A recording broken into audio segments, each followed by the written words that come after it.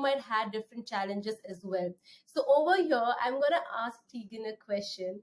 And by all means, if you're comfortable to answer that, Teegan, on a very brief note, and a high level note, when you were feeling different kinds of, emotions throughout that phase when you were growing up, and then you decided to, pursue your career, study, and make something useful out of your time.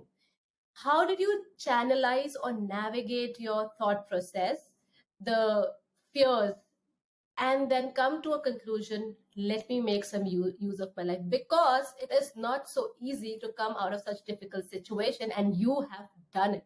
So I would really like you to share that thought process with our listeners, because whatever situation they are in, we are all in different situations, but we as humans deal with similar emotions. And probably you taking us through your steps of how did you, understand that situation, go past it, might really help a lot of us.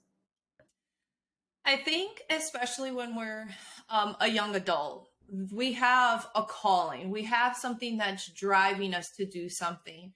Maybe that's something different than our families would like. I have so many friends whose parents wanted them to become an engineer or a doctor or whatever it may be. And maybe they wanted to be a chef, or maybe they felt being called to serve in the military.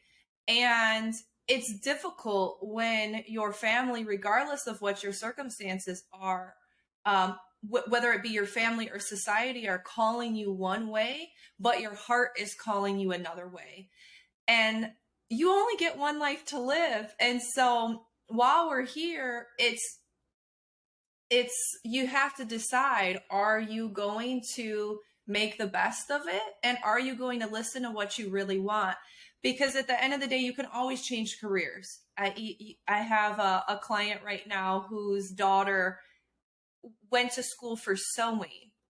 And now she makes some of the best costumes for Disney. And I mean, this client was traumatized that her daughter wanted to go to university to sew, and she ended up making a career of it. And I've had other clients who have tried to make a career out of something that they weren't as excited about, and ultimately ended up pivoting in their 30s, 40s, 50s. And so when I was at that phase of life, there was no other option. I was going to help change the world.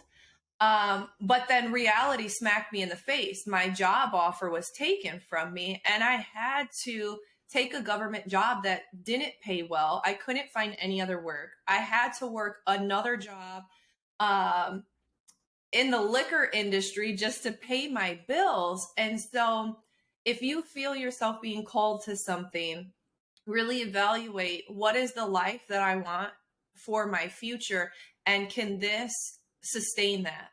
And sometimes that's a no. It just is. And then you keep that as a hobby, and you find something else that isn't going to be soul sucking every day. And if you pick one path and later decide to go down another path, that's totally normal. And so if you are, an emerging workforce, or coming into the workforce, and you're thinking, I'm not really sure what I want to do, just take a deep breath, because it's okay to change your mind down the road. Just start with something, build that skill set, and then you can expand as you go along. That's incredible, Teegan. And I see the pattern